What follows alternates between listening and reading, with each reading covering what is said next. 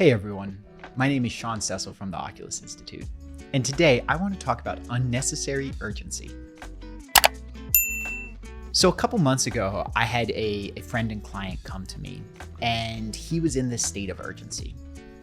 So he had figured out what he wanted to do is not what he's currently doing for his job, but there's a company he wants to start that he's really passionate about.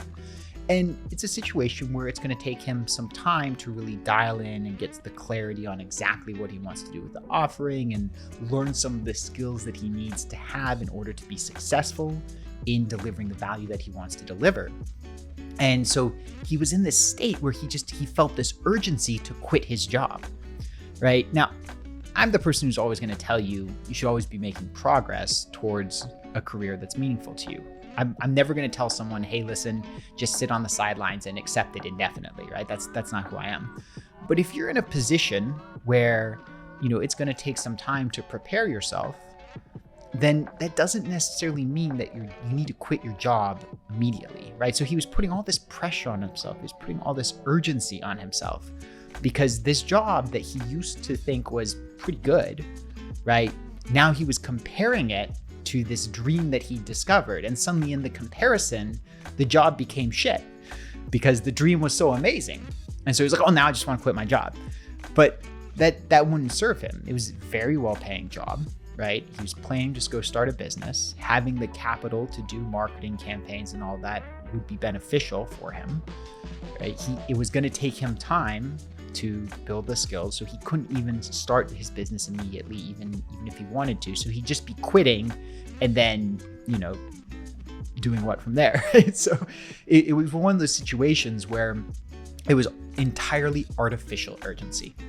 I saw this with someone else as well, somebody who wanted to go into coaching and, rather than kind of test the market and try to understand the best way to message with a couple clients, she decided to just, while still being in her job and still making money, she decided to just quit immediately because she had this urgency. Oh, I need to do this. I need to do this now, right? And anything that's coming from a place of urgency or pressure is not going to be the highest expression of what it could be. Now, if you're dealing with pressure to stay in your job because you have a state of fear, then yeah, it's good to not act from that pressure. It's good to push your boundaries. It's good to get clear on what you're going to do next.